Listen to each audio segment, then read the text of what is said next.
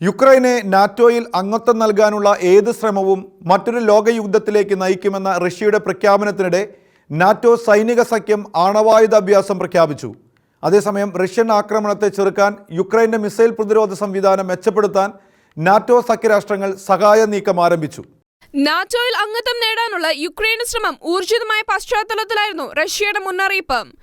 അംഗത്വത്തിനു വേണ്ടിയുള്ള യുക്രൈൻ ശ്രമം വെറും പ്രചാരണ പരിപാടി അല്ലെങ്കിൽ അത് മൂന്നാം ലോക മഹായുദ്ധത്തിന്റെ തുടക്കമാകുമെന്നായിരുന്നു റഷ്യൻ സുരക്ഷാ കൗൺസിൽ ഡെപ്യൂട്ടി സെക്രട്ടറി അലക്സാണ്ടർ വെനഡിക്റ്റീവ് വ്യക്തമാക്കിയത്.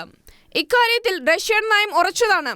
അമേരിക്കയുടെ ആശീർവാദത്തോടെ യുക്രൈനെ നാറ്റോയിലോ മറ്റേതെങ്കിലും സഖ്യത്തിലോ ചേർക്കാനുള്ള ശ്രമം ഞങ്ങൾക്ക് സ്വീകാര്യമല്ലെന്നും അദ്ദേഹം വ്യക്തമാക്കി. നാറ്റോയിലെ അംഗത്വത്തിനു വേണ്ടി ശ്രമിക്കുന്നതായി യുക്രൈൻ പ്രസിഡന്റ് വാൾമീർ സെലൻസ്കി സെപ്റ്റംബർ അവസാനം പ്രഖ്യാപിച്ചിരുന്നു. അതേസമയം ആണവ യുദ്ധാഭ്യാസ പ്രകടനം നടത്താൻ നാറ്റോ സൈനിക സഖ്യം തയ്യാറെടുപ്പ് ആരംഭിച്ചു. ബെൽജിയം തലസ്ഥാനമായ ബ്രസീലിൽ ചേർന്ന നാറ്റോ ന്യൂക്ലിയർ പ്ലാനിംഗ് ഗ്രൂപ്പ് യോഗത്തിലാണ് ഇക്കാര്യം തീരുമാനമായത്. അടുത്തയാഴ്ചയാകും പ്രകടനം. അതിനിടെ റഷ്യയും ആണവ യുദ്ധാഭ്യാസത്തിന് ഒരുക്കം തുടങ്ങിയതായി റിപ്പോർട്ടുണ്ട്.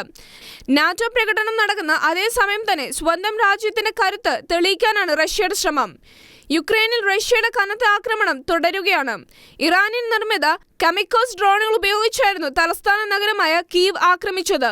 അതിനിടെ ഹിതപരിശോധന നടത്തി റഷ്യ കൂട്ടിച്ചേർത്തതായി അവകാശപ്പെടുന്ന ഹെർസനിൽ ആക്രമണം രൂക്ഷമായി. ജനങ്ങൾ സുരക്ഷിത സ്ഥാനങ്ങളിലേക്ക് മാറണമെന്ന് റഷ്യയെ പിന്തുണയ്ക്കുന്ന ഗവർണർ നിർദ്ദേശിച്ചു. ജനങ്ങൾക്ക് അഭയം നൽകാനായി റഷ്യയുടെ സഹായം ഗവർണർ ആവശ്യപ്പെട്ടിട്ടുണ്ട്. International desk, ഷെഖേന news.